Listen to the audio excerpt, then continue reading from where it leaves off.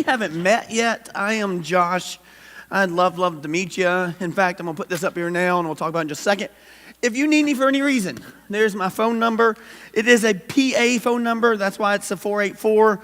And it's palindromes because I like math. In fact, I'll tell you more about that as well. And a palindrome is the same forwards and backwards. So 484-757-9119. But here's why I put that up here. So in just a little bit, I'm going to talk at you. We're going to be in Luke chapter 8. But it's going to take just a few minutes to get there. In fact, this isn't part of the sermon. I'm going to talk to you a few minutes, then we're going to watch a video, and then we'll start. So if you're like, oh, I need some coffee or need to grab the bathroom, you'll have about 3 minutes between the time we finish up this part and the time we get on the sermon. I would say hold tight if you can for the next few minutes, though, because what I'm about to share with you I think is quite important. So we moved here, Julie and I, 3 kids, moved here almost a year and a week ago. A year and a week ago, tomorrow will be a year and a week. And so last Sunday would have marked exactly 52 weeks of us being here and preaching and all those things. And made a commitment. You're going to pick up on this if you're new. If you've been here, you already picked up on this. That I move at a pretty quick pace. I talk at a quick pace. I twitch at a quick pace. And so one of the things that I made a commitment when we moved here was to say, I don't really want to overwhelm our church with lots of changes, right? And I don't want to overwhelm my family with lots of changes. So the deal was, let's take a year. Let's figure out what's working, what's not working, and all those different things. And in graduate school, I took this class, and it was called ABCD. Clever name, right? And it stood for Asset-Based Community Development. And then there was another class kind of paired with it called AI, which, not what you think it stands for. It stood for Appreciative Inquiry. It's a 7-hour class, so it's a big part of my graduate school. And the whole idea behind the class was perhaps we messed it up. Perhaps we did things wrong when we go into organizations and we just want to fix everything and change everything. And the challenge was to, instead of just going in and fixing things or changing things or adjusting things, to actually spend some time learning about the assets of the organization or learning what you can appreciate. In other words, instead of starting from scratch or starting over or tearing everything down, how about you figure out what's actually working and then invest in those things. And so what I love about this community, both our church and City of Marathon, is it really does have a desire to see this place get better, right? Like the way that we'd say it as Christians is to see the kingdom of heaven come to earth. And so for the first year going, okay, what is it that we're doing well? What is it we need to change?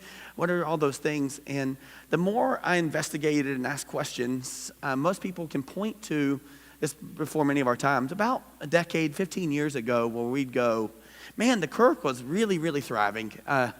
Long story short, there's some mess that happened, some real pain, and I don't want to discount any of that pain, that kind of set us on a different trajectory for a while. But if you go back 15 years and go, well, what was working? One of the things that we would acknowledge was there was a lot of families running around these parts. And about the time that was happening there, I was moving to PA, and my predecessor, the pastor that was at the church for 25 years, handed me these academic CDs. And in the academic CDs, they were just like all these, like they were looking at different research and making some observations about the church. And this one specifically is focused on family. And what they were doing is they were actually following along kind of what the church world looked like, particularly in the UK, but all of Europe, right? And 10 years ago, made the observation that the church had completely declined. At the same time that they were looking at that, they actually started looking at the family, like moms, dads, family units, divorce rates, single-parent homes, all those things. And when they look at the map of what's going on there, overlaid with the map of the church, like in terms of like just the graph of it all, what they realized is that the exact same trajectory for the church was happening for the family. In other words, as the family declined, so did the work of the church, the participation in the church. And what they could not figure out, was it the church that led to the decline of the family, or was it the family decline that led to the decline of the church? And frankly, they never fully resolved it. But what became really evident was, as the church goes, so goes the family. And as the family goes, so goes the church. And so you look back 15 years, and boy, was this a place where families belonged. And by family, I don't mean just little kids running around. I agree with that part of it. But what I mean is a family that has lots of great-grandparents and lots of great-grandkids, right? A family of all generations, and you know this and have made this observation. And part of the reason that you guys decided to hire us a year ago was that there is a demographic that's just been missing here. but it's just missing inside of our church building, not inside of Marathon, Florida. And so one of the things that we're going to do this year, spend a great deal of time doing, is trying to figure out how do we love and connect with families, right? And so there's this principle you see in the scriptures, throughout the scriptures, but particularly in the story that Jesus tells of the prodigal son. This is the one where the son goes off, squanders everything, comes to this realization that he was alone and in need, and he returns home to his father. And the principle is this: in a moment of crisis, okay, people always, and I'm using the word always there because I believe it to be true, people always return to the last place they felt loved. In a moment of crisis, people return to the last place they felt loved, right? And so I believe as a church, we have a duty to be a place that loves our community really well. Maybe they won't show up today, maybe they won't show up tomorrow, but I can assure you, unfortunately, there will just be crises. And if there are, I want us to be a place where people feel welcome and in love. And so we're in it for the long game. And one of the great needs right now in our community is just community for kids and parents and grandparents. And so we're going, okay, how do we do that better? Year one, let's just figure this out. And so here we start year two. And a big, huge part of the initiatives around here will be centered on how do we reach kids and students and make it a place where they want to attend and where they want to bring their parents and where they want to bring their grandparents. How do we create that kind of atmosphere? And so in your bulletin and also in the back, you would have seen something, you can pick it up later, that's this little document right here. It just says Family Ministry Director. The reason being is last 2 months we've been talking with the elders and I've been talking about, is it time to actually hire someone to help us specifically with family ministry, but from birth to 5th grade, even on Sunday mornings for nursery and organizing volunteers and all those things. And we have come to the conclusion that we think it's time to hire that position. However, we don't know who that person is. We don't know where to find them, and we're not even quite certain how we're going to fund it yet, right?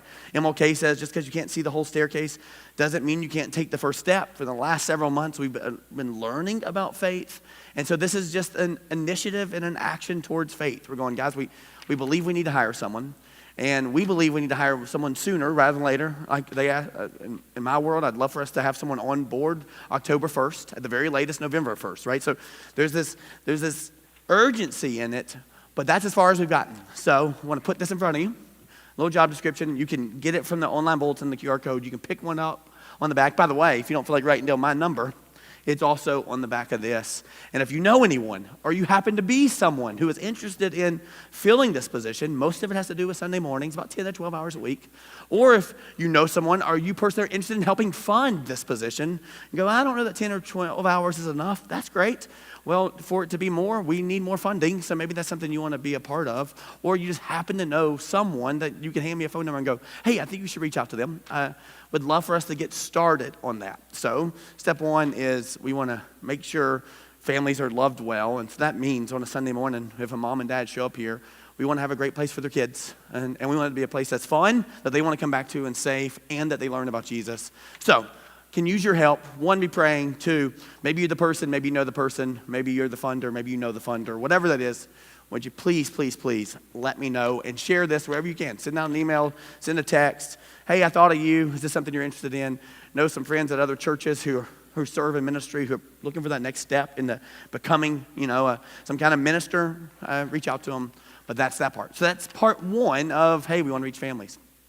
Part two is tonight at 5:30, and from this point forward, every single Sunday from 5:30 to 7:30, we'll be hosting student ministry right here. And so that's for middle school and high school students. Tonight we'll be cooking hot dogs on a bonfire and s'mores, mac and cheese, all that kind of stuff, playing some games, and having a Bible study together. It'll be 90 minutes. We'll wrap up by 7 so kids can get home and get ready for school tomorrow, all those things. But the idea is, again, this. In a moment of crisis, people return to the last place they felt loved. So let's be a place that loves students well. Which leads to the last thing I want you to know about. So tonight, 5:37, if you know anybody, send them here, bring them here. We'll see how it goes tonight, and I'll definitely report back next week about the needs and help I may need. If 100 kids show up, I'm going to need some of you to show up, right? We're going to see what that looks like. Again, not the whole staircase, just the first step. But the last thing is this. As a result of all this, as a result of going, hey, I really think we need to invest in families, and I think it will change our church, and I think it will change the dynamics of our city, and I think it will change generations. A great opportunity showed up to me 5 weeks ago. Unfortunately, someone I love, our family loves, beloved teacher here in town, went to high school here, Miss Robinson. moved with her husband up to the Midwest and left her 7th grade math position, which came available. And if you know about the keys, same thing we're talking about here in student ministry, finding good helpers is hard down here because of, the pay gap, how much it costs to live down here, all those things, bringing someone in new, all that. Well, I happened to be subbing last year. I happened to have a degree in mathematics. And so after several conversations with the administration and our elders, decided to take that position. So for the last 8 days, I have been teaching every single 7th grade student at Marathon Middle School. So that's pre-algebra and, accelerated math, regular 7th grade math, all those things. But it's not this, guys. It's not like, I need another job. It's not like the church hasn't been very gracious to my family. This isn't about needing financials. This literally is, you mean they're going to let me love on and serve and care for students every single day and get to go do that? And I get to do that while also doing what God called us to do here. It just seemed like a no-brainer. I've been humbled in 8 days. I taught a little bit 15 years ago in a private school, much smaller setting, and there's a massive learning curve on this. But I do, and I share this with the elders. I think this is the plan long term. I don't think I'm doing it for years. I don't know. We'll see what the Lord does 1 year at a time.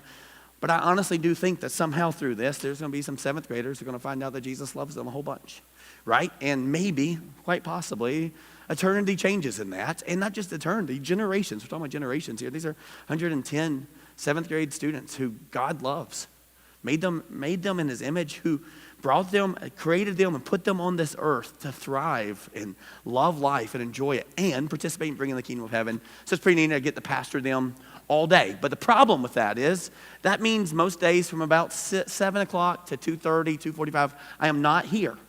You can call me or text me anytime or email me, and I can be pretty agile with the texting, and I got a lunch break, got a planning period, and can definitely meet anytime after 3. So still available, nothing's changing here. Just want you to know how to connect with me if you need something, even if it's urgent, let me know. Julie's around the property a good bit, so that's living here, so if there's something you need to get on site, we can help with that as well. But that's my number. That's what's going on, but more than that, what's going on. That's why it's going on. Here's what I think. I think a year from now, you're going to see a church where great-grandparents are holding their great-grandbabies here, right? And they're going to be running around, and it's going to be messy, and there's going to be snotty-nosed kids all over this place, and we're going to be thrilled by it, right? It's like a barn, like the whole idea is you want to keep your barn clean, but a really clean barn just means nobody's living in it, right? So there's some mess and chaos that comes with loving on students, but I promise you guys, on your first day in heaven, we will not regret anything that we do to care for them and support them. And there's some real data out there that right this second, middle Generation Y and Generation Z and Generation Alpha are 4 times more open to the idea that there could be a God who loves them than I was at the same age. There is something happening here. There's something happening. And so I told you last week, we can either fight it or we can fund it. And I would just argue, let's fund it. And I promise you that what's going to happen, the revival is going to come, and I think it's actually going to come through that generation.